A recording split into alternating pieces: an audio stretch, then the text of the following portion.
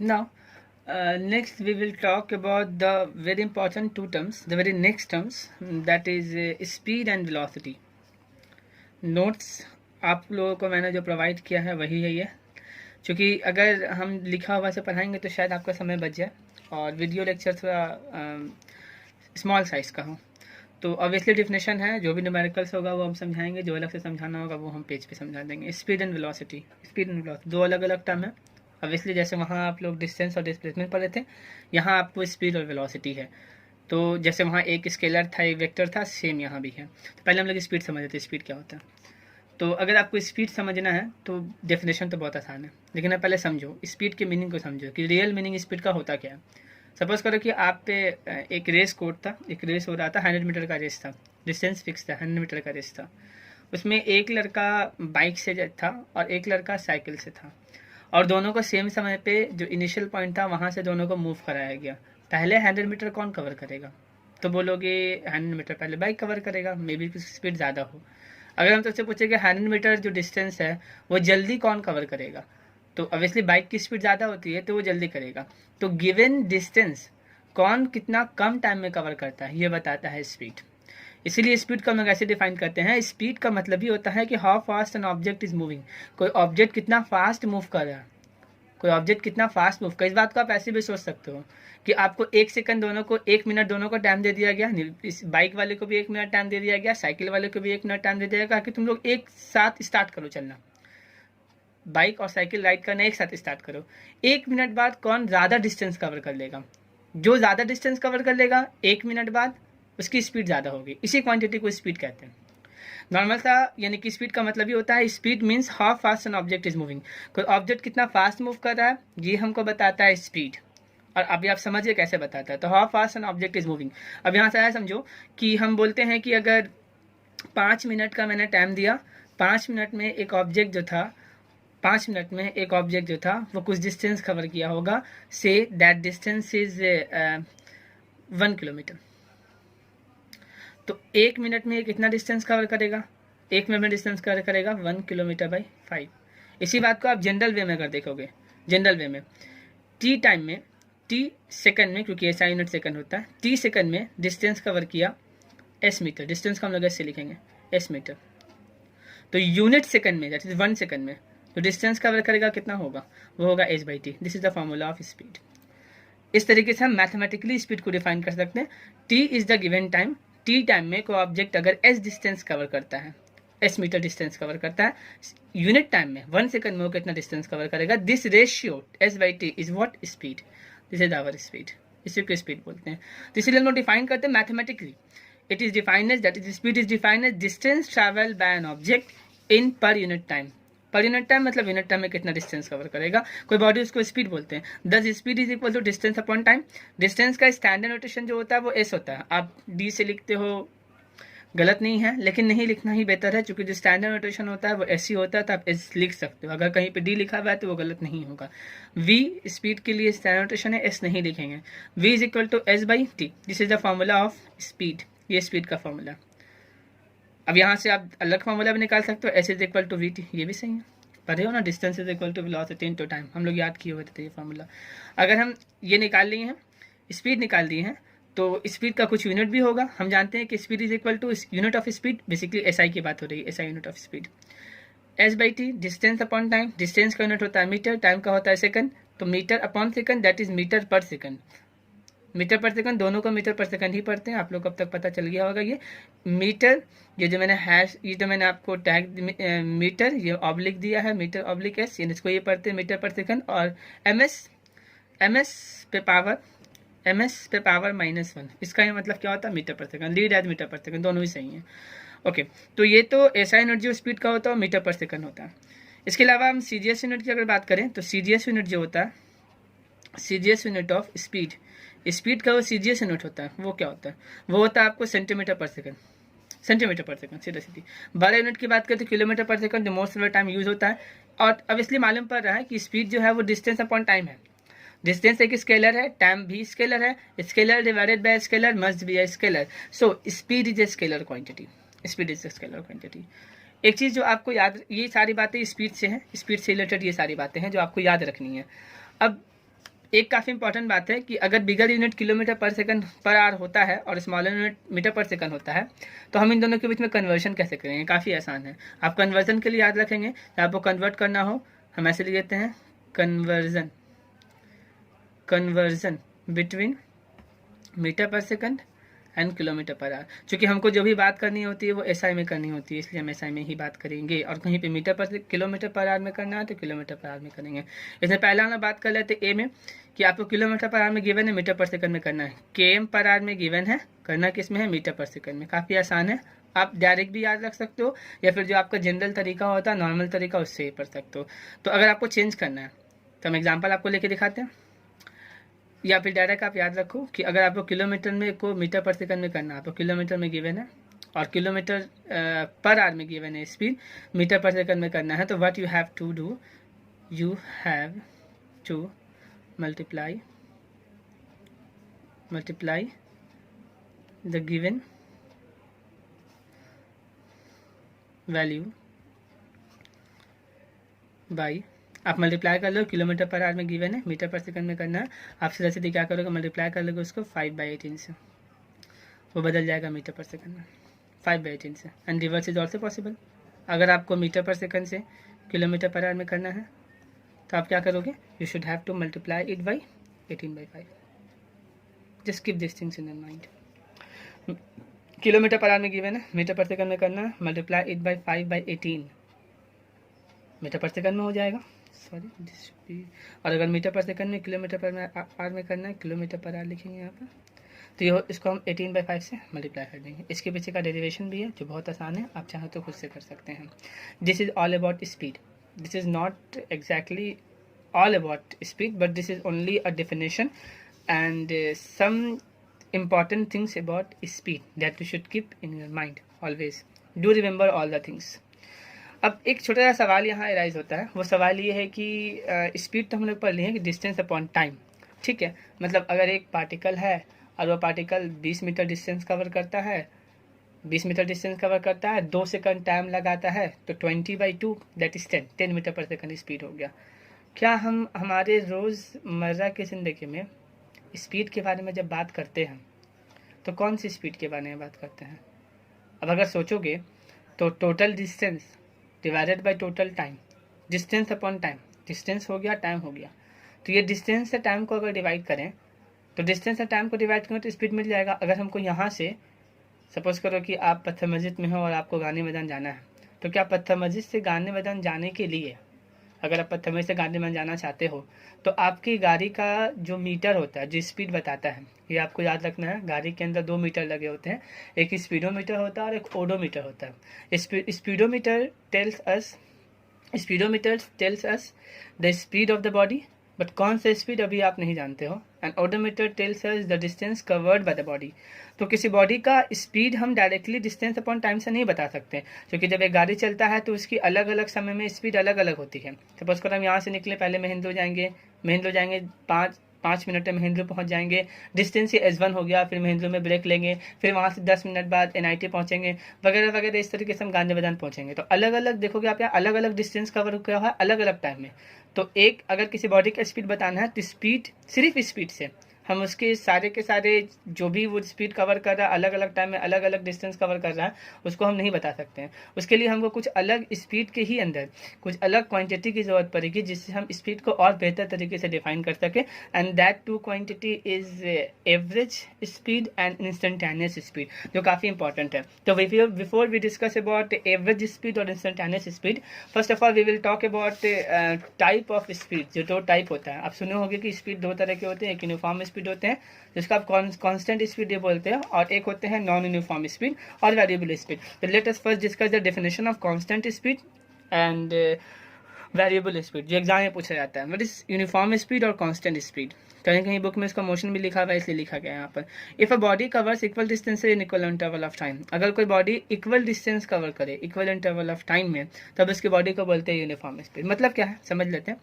Covers equal distance in equal interval of time, मतलब जैसे पहला 1 सेकंड बॉडी चला, डिस्टेंस 5 मीटर कवर किया, फिर दूसरा 1 सेकंड चला बॉडी, यानी कि टोटल 2 सेकंड हो गया, डिस्टेंस 10 मीटर रहेगा। अगला सेकंड यानी टोटल 3 सेकंड हो गया, डिस्टेंस 15 मीटर। अब देखोगे हर 1 सेकंड का गैप है 2 - 1 1, डिस्टेंस 5 मीटर का गैप है, 3 - 2 1, 15 - 10 5, यानी कि हर 1 सेकंड के ड्यूरेशन के बाद डिस्टेंस जो कवर हुआ है 5 मीटर ही कवर हुआ है। तो हम कह सकते हैं कि इस तरह का जो भी स्पीड होता है उसे हम कांस्टेंट स्पीड कहते हैं या फिर यूनिफॉर्म स्पीड कहते हैं। On the other hand non uniform यहीं से मालूम पड़ रहा है, मतलब unequal distances in equal interval of time. Equal interval of time में अनइक्वल डिस्टेंस कवर हो, या इक्वल इंटरवल ऑफ टाइम में इक्वल इंटरवल ऑफ टाइम में अनइक्वल डिस्टेंस कवर हो, या अनइक्वल इंटरवल ऑफ टाइम में इक्वल डिस्टेंस कवर हो, इसको हम लोग नॉन यूनिफॉर्म स्पीड बोलेंगे। If a body covers equal distances in unequal interval of time और unequal distances in equal interval of time, then the speed is called non uniform speed. Definition के purpose से सिर्फ याद रखना और कुछ नहीं है। Now let us talk about average speed, जिसकी हम बात कर रहे थे पहले। एवरेज स्पीड क्या होता है? तो अब कोई बॉडी के मैंने आपको बताया कि जरूरी नहीं है कि वो गाड़ी स्टार्ट करे तो एक कांस्टेंट स्पीड से ही टोटल का टोटल डिस्टेंस कवर कर ले। स्पीड उसके रास्ते में चेंज होगी, ऑब्वियसली हम जानते हैं। कहीं जैम मिलेगा, कहीं ट्रैफिक मिलेगा तो स्पीड कम होगी, रोड अगर क्लियर मिलेगा तो स्पीड बढ़ाना होगा, सामने अगर ब्रेकर है तो स्पीड कम करना होगा, कभी स्पीड जीरो होगी, कभी स्पीड पीक पे जाएगी। तो अलग अलग समय में अलग अलग स्पीड ऑब्वियसली किसी बॉडी की होती है, ये हम जानते हैं। तो अगर स्पीड अलग अलग होता है तो इसका मतलब हमको एवरेज स्पीड पढ़ना होगा, और एवरेज स्पीड कुछ नहीं है, it is nothing but average speed is total distance travel. Average speed is nothing but total distance travel divided by total time। जो भी डिस्टेंस टोटल कवर हुआ है किसी बॉडी ने किया है, टोटल डिस्टेंसेस को आप ऊपर रखोगे और टोटल टाइम से इसको डिवाइड कर लोगे, it will give you average speed. Normal सा छोटा सा एग्जांपल देख लो, यहाँ पर बना हुआ है। An object travel 16 metre in 4 second, 16 metre का डिस्टेंस कवर करता है 4 सेकंड में, और फिर 16 मीटर का डिस्टेंस कवर करता है 2 सेकंड में। तो टोटल एवरेज स्पीड कितनी होगी निकालिए। तो यहाँ एवरेज स्पीड टोटल डिस्टेंस, पहला डिस्टेंस कितना है? पहला डिस्टेंस मान लेते हैं S1 है 16 मीटर, S2 भी 16 मीटर है। टाइम देखोगे, टाइम T1 T2, T1 कितना है? पहले 4 सेकंड लगा था, और फिर T2 कितना है? T2 जो है 2 सेकंड लगा था, ठीक है। तो एवरेज स्पीड कितना होगा? Total distance upon total time. Total distance 16 + 16 और टोटल टाइम दैट इज 4 + 2, 4 + 2, तो ये हो गया आपको 32/6 and 5.33 metre per second speed. ये एवरेज स्पीड हो गया। बट चीज़ें इतनी आसान नहीं होती है एवरेज स्पीड में।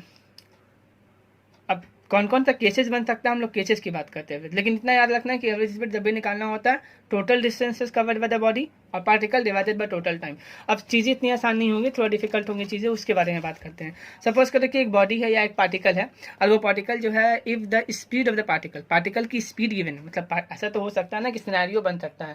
वो सिनेरियो ये होगा कि बॉडी का स्पीड पता हो आपको, और वो स्पीड किन किन टाइम में, वो स्पीड पहले हमने देखा तो पहले T1 टाइम के लिए गाड़ी का स्पीड V1 था। हमने अपना घड़ी ऑन किया, देखा 1 मिनट तक गाड़ी का स्पीड 30 मीटर पर सेकंड था। फिर 1 मिनट बाद फिर हमने 1 मिनट ऑन किया तो गाड़ी का स्पीड जो 40 मीटर पर सेकंड था। फिर अगले 1 मिनट तक गाड़ी की स्पीड 25 मीटर पर सेकंड थी। तो यहाँ पर डिस्टेंस नहीं गिवन है, क्योंकि हम गाड़ी में बैठते तो ऑब्वियसली डिस्टेंस नहीं गिवन होता। हम स्पीडोमीटर में स्पीड देख सकते हैं और अपने वॉच में टाइम देख सकते हैं। तो ऐसा सिनेरियो बन सकता है कि हम मान लेते हैं कि बॉडी है, पार्टिकल है, जिसका स्पीड गिवन है V1 V2 V3 V4 and so on, Vn n speed given है, और वो टाइम इंटरवल गिवन है। V1 स्पीड गाड़ी का व्हीकल्स का T1 टाइम तक रहा है, V2 स्पीड T2 टाइम तक रहा है, V3 स्पीड T3 टाइम तक रहा है, और Vn स्पीड Tn टाइम तक रहा है। हमको निकालना क्या? Average speed. तो एवरेज स्पीड का एक लौता फॉर्मूला है total distance upon total time. Sir इस टाइम तो पता है, T1 T2 T3 T4 and so on. Speed हमको डिस्टेंस नहीं पता, डिस्टेंस फाइंड कर सकते हैं। पहले सिनेरियो के लिए स्पीड कितना है V1, टाइम कितना है T1, तो हम जानते हैं स्पीड इज इक्वल टू क्या होता है, speed is equal distance upon time. तो हमको डिस्टेंस अगर निकालना है तो डिस्टेंस इज इक्वल टू क्या हो जाएगा, स्पीड इंटू टाइम। पहले वाले का speed V1 time T1 that is S1 जो होगा वो कितना होगा, V1 T1। सिमिलरली अगर हम निकालने जाए S2 तो S2 कितना होगा, V2 T2, सॉरी। अगर हम S3 निकालने जाए तो वो कितना होगा, V3 T3 and so on. So we can find the total, सबको ऐड कर लेंगे, total time S1 S2 S3 सबको निकल जाएगा। तो हमने यहाँ निकाल लेते हैं सबको ऐड करके, S1 plus S2 plus S3 plus dot dot dot plus SN। S1 कैसे निकालेंगे, V1 T1 प्लस अगर टोटल ऐड करके हम निकाल रहे हैं तो v2t2 plus v3t3 and so on plus vn tn। Now average speed, total distance upon total time, total distance v1t1 plus v2t2 plus v3t3 and so on, total time t1 plus t2 plus 3n। ये एक scenario. अगला case ऐसा हो सकता है कि हमको distance पता हो, टोटल डिस्टेंस पता हो, s1 s2 s3, इस बार डिस्टेंस टोटल पता हो और इस बार स्पीड गिवन हो हर बार का। मतलब s1 डिस्टेंस कवर किया v1 स्पीड से, s2 डिस्टेंस कवर किया v2 स्पीड से, s3 डिस्टेंस कवर किया v3 स्पीड से एंड सो ऑन। टाइम नहीं पता, इस बार टाइम निकालेंगे। एवरेज स्पीड का फॉर्मूला एक होता है distance, total distance travel bye total time. Distance पता है s1 s2 s3, टाइम नहीं पता, टाइम निकाल देंगे। टाइम इज इक्वल टू क्या होगा, उसी फॉर्मूला से, speed is equal to distance upon time, time is equal to distance upon speed. तो अगर टोटल टाइम निकालेंगे, टोटल टाइम जो होगा t1 t2 3, टोटल टाइम निकाल लेते हैं यहाँ पर। टोटल टाइम टेकन कितना होगा, total time taken t1 plus t2 plus t3 plus dot dot dot plus tn। t1 time distance upon speed, पहला distance that is s1 divided by पहला speed v1 plus s2 v2 plus s3 v3 and so on sn plus vn। ये total time हो गया, इस formula में put कर लीजिए आप। Total distance s1 plus s2 plus s3 dot dot dot sn divided by total time s1 upon v1 plus s2 upon v2 plus s3 upon v3 and so on. Hope कि आपको ये बिल्कुल clear हो गया। This is different cases that we should study in average speed and very important question and a very important topic and the question related to this topic are also very important। Questions काफ़ी important होते हैं इससे, जिसके बाद हम अगले lecture video में करेंगे।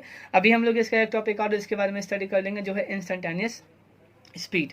इंस्टेंटेनियस स्पीड क्या होता है, कोई बड़ा बात नहीं। इंस्टेंटेनियस स्पीड समझने के लिए कोई ज़्यादा टेंशन नहीं लेना। इंस्टेंट का मतलब क्या होता है, इंस्टेंट का मतलब होता है एक के पार्टिकुलर इंटरवल ऑफ टाइम के लिए। आप अगर एक के बाइक के पीछे बैठे हुए हो और वो गाड़ी अगर मूव कर रही है, अभी सपोज करो कि अगर अभी आपको 3 बज रहा है तो 3:05 में गाड़ी की 3:05 में जो गाड़ी की स्पीड होगी वो इंस्टेंटेनियस स्पीड होगी। तो इंस्टेंटेनियस स्पीड को डिफाइन करना आसान है। Instantaneous speed is the speed of the vehicles eight a particular instant. किसी पार्टिकुलर टाइम में जो गाड़ी की स्पीड होती है उसे हम लोग क्या बोलते हैं, इंस्टेंटेनियस स्पीड बोलते हैं। डिफाइन करना नहीं आसान है इंस्टेंटेनियस स्पीड को। तो इंस्टेंटेनियस स्पीड को हम लोग डिफाइन कुछ इस तरह से कर सकते हैं। Instantaneous speed when a body is travelling with a variable speed. अगर बॉडी वेरिएबल स्पीड से ट्रैवल कर रहा है, ऑब्वियसली स्पीड तो वेरिएबल हो गई। Then its speed at a particular instant, किसी खास वक्त कि जो उसकी स्पीड होगी वो इंस्टेंटेनियस स्पीड होगी। आपकी बॉडी, आपके गाड़ी में, व्हीकल्स में जो स्पीडोमीटर होता है वो हमको इंस्टेंटेनियस स्पीड ही बताता है। वो स्पीड घटता बढ़ता रहता है, तो किसी पार्टिकुलर टाइम में ही स्पीड बताता है, तो वो आपको इंस्टेंटेनियस स्पीड ही बताता है और कोई स्पीड वो आपको नहीं बताता है। ये this is all about speed and now we are talking about velocity of the body. What do you mean by the velocity of the body? If you understand speed, it is quite easy to understand velocity also. So what is velocity? Velocity is also denoted by v, but the difference between speed and velocity is speed is a scalar quantity and velocity is vector quantity.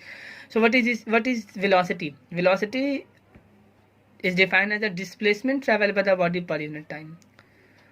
Distance is speed traveled by the body, distance traveled by the body per unit time, and velocity is displacement traveled by the body per unit time, and velocity is equal to displacement upon time। चूँकि ये एक vector quantity है, so vector quantity जब भी हम denote करते हैं, suppose करो कि हमारे पास एक v है जो स्केलर है तो इसको एज इट इज लिखते हैं, लेकिन जब ये वेक्टर होता है तो इसके ऊपर एक एरो लगा देते हैं। ये स्केलर बताता है और ये वेक्टर बताता है। तो अगर आपको कहीं पे सिर्फ v लिखा हुआ है तो ये स्केलर है यानी स्पीड है, और कहीं पर अगर v पे बाहर लिखा हुआ है तो इसका मतलब ये वेक्टर है मतलब वेलोसिटी है। लेकिन वेलोसिटी अगर वेक्टर है तो डायरेक्शन और मैग्नीट्यूड दोनों है। अगर सिर्फ मैग्नीट्यूड दिखाना हो तो हम लोग ऐसे लिखते हैं, उसको बाहर लगा देते हैं उसके ऊपर। लेकिन आपके केसेस में मोस्ट ऑफ द टाइम जो हम लोग पढ़ते हैं स्पीड और वेलोसिटी, क्योंकि स्ट्रेट लाइन का मोशन पढ़ते हैं, और जब कोई बॉडी स्ट्रेट लाइन में मूव करता है एक स्ट्रेट लाइन में विदाउट रिटर्निंग बिना रिटर्न हुए, तब इसकी स्पीड और वेलोसिटी सेम होती है। इसीलिए हम लोग के बुक में जो भी चीज़ लिखा होता है उसमें कभी भी ये वेक्टर साइन नहीं पढ़ना होता हम लोगों को। तो ये क्लास 11 का टॉपिक है। तो आप याद रखोगे velocity is equal to distance upon time, displacement upon time sorry, and v v vector is equal to s vector upon t, or we can directly write is v is equal to s upon t. One more thing that you should keep in your mind, if this is not vector quantity of v, this is the magnitude of vector quantity of v, and for the sake of convenient इसी को हम लोग सिर्फ v भी लिख सकते हैं. ये आप क्लास 11 में पढ़ोगे, अभी ज़्यादा पैनिक नहीं होना इसके लिए. v is equal to S upon T, same formula, कुछ नहीं, बस ऊपर में डिस्टेंस की जगह पर डिस्प्लेसमेंट, नीचे टाइम. यूनिट भी सेम होगा, मीटर पर सेकंड. हाँ, वेक्टर क्वांटिटी होगा, वेक्टर क्वांटिटी होगा. अच्छा, स्पीड कभी जीरो नहीं हो सकता, और कोई बॉडी मूव कर रहा है तो स्पीड जीरो नहीं हो सकता है. वाई? क्योंकि speed is equal to distance upon time. Distance कभी जीरो नहीं हो सकता, नेगेटिव नहीं हो सकता जब कोई बॉडी मूव कर रहा है तो इसका मतलब स्पीड भी कभी जीरो नहीं हो सकता, नेगेटिव नहीं हो सकता है. लेकिन डिस्प्लेसमेंट में भी नेगेटिव और zero. It means that velocity में भी पॉजिटिव, जीरो और नेगेटिव. अब यहाँ पर भी सेम बात है कि अगर वेलोसिटी को हम लोग पढ़ रहे हैं तो वेलोसिटी के साथ हमको कांस्टेंट वेलोसिटी और वेरिएबल वेलोसिटी पढ़ सकते हैं. सेम डेफिनेशन होगा जो पहले पढ़े हैं, बस याद रखना, इतना भारी नोट्स करने की जरूरत नहीं है. लेकिन यहाँ दो बातें काफ़ी इंपॉर्टेंट याद रखनी है. एक होता है एवरेज वेलोसिटी, दूसरा होता है instantaneous velocity. Average velocity obviously change in the displacement divided by change in time. ज़्यादा बात नहीं करेंगे, स्पीड में बहुत बात कर चुके हैं. डेल्टा डिनोट्स चेंज, डेल्टा पढ़ते हैं इसको, डिनोट्स चेंज, चेंज को डिनोट करता है, इसको डेल्टा पढ़ते हैं. ये चेंज को डिनोट करता है. Delta S upon delta T, change in displacement divided by change in time. Change की बात होती है यहाँ पर. अब एक्चुअली बात यह है ना कि हम लोग इसको स्लोप के रिस्पेक्ट में, एवरेज वेलोसिटी को स्लोप के रिस्पेक्ट में कैसे डिफाइन करते हैं वो पढ़ते हैं. कि आपको किसी बॉडी का, कोई बॉडी अगर मूव कर रहा है तो आपको एवरेज वेलोसिटी अगर निकालना है तो with the help of slope कैसे निकालते हैं, स्लोप की मदद से. बट अगर आगे जाएंगे तो बहुत लंबा हो जाएगा अभी का लेक्चर, इसीलिए हम इसकी बात नहीं कर रहे हैं. नॉर्मल सा आप एवरेज वेलोसिटी में याद रखना, अलग से इसके लिए वीडियो बनाएंगे.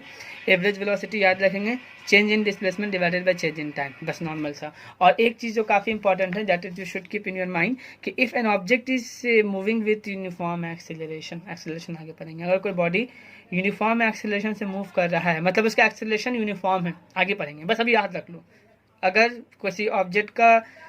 कोई ऑब्जेक्ट है और उस ऑब्जेक्ट का एक्सेलरेशन यूनिफॉर्म है, तब उसका एवरेज वेलोसिटी, काफ़ी इंपॉर्टेंट, आपके पूरे क्लास 9 में बस इसी फॉर्मूला का यूज़ होता है आपको. V average u plus V upon T, जहाँ u जो है इनिशियल वेलोसिटी है, v जो है फाइनल वेलोसिटी है.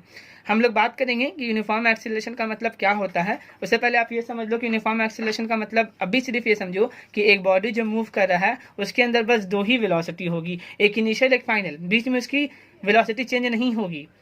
एक इनिशियल होगी जिससे वो स्टार्ट हुआ, और एक फाइनल होगी जहाँ से जिस वेलोसिटी से वो चल रहा है. There will be only two velocity, initial velocity and final velocity. In this case, v average is equal to u plus v by 2. That is, u is initial velocity and v is final velocity. Just keep this formula in your mind. It is very useful formula in class 9th. Rest we will talk in the next video. Thank you.